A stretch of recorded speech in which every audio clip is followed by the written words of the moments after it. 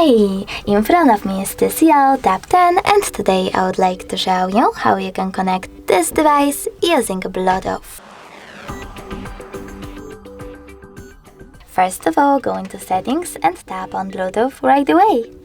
Now you need to click on this switcher to activate it and tap on pair new device. After that, wait for available ones to show and tap on the chosen one. Then select pair in the pop-up and wait for the other device to accept your connection request. As you can see, my devices were successfully connected. If you wish to disconnect them, tap on this gear icon next to the device and choose forget.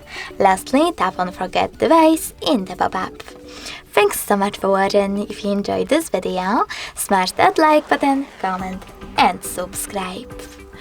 Bye!